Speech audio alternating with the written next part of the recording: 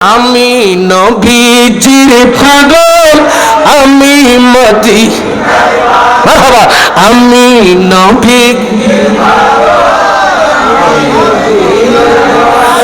মদিনায় গলে গলে মোরে নয়নের কাজল, আমি নবী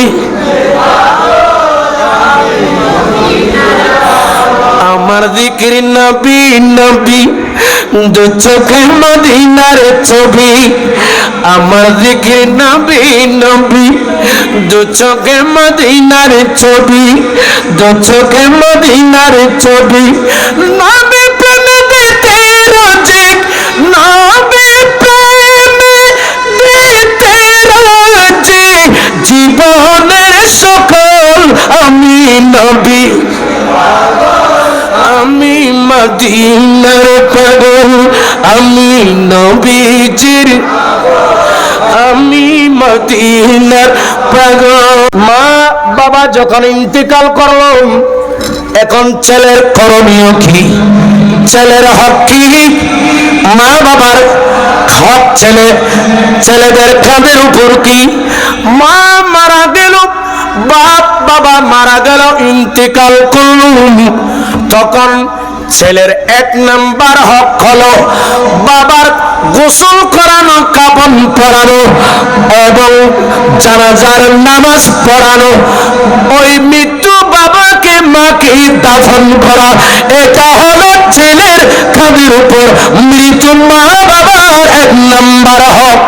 না, জীবিত অবস্থায় বরণ পোষণ চিকিৎসা নিশ্চয় এগুলো ছাড়া ইন্তেকাল করার পর এত বোধ কি মনে করছে যে বাবা মারা গিয়ে মাঝানা কান্দম পড়ব।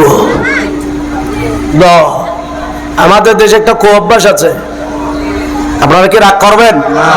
রাগ করবেন? আমাদের দেশে কোনো মানুষ রোগে আক্রান্ত হলে একজন মুসলমান অপর মুসলমানের 6টি হকের মধ্যে একটা হক হচ্ছে ইয়াদাতে মরিজ।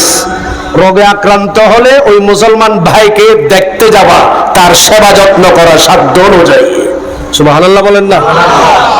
এখন তো আমরা সেই হকগুলো পালন করতেছি না। যারা মা বাবার হক পালন না করে, এলাকার মুসলমানের হক পালন করছে। কথা বলেন ঠিক কিনা?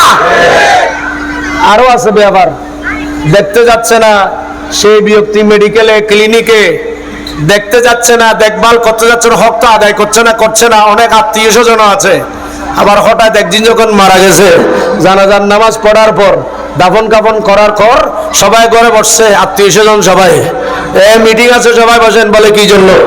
বলে সেদিন কেন করে দিই মেজান কেন করে দিবে, এখানে আলোচনা আছে।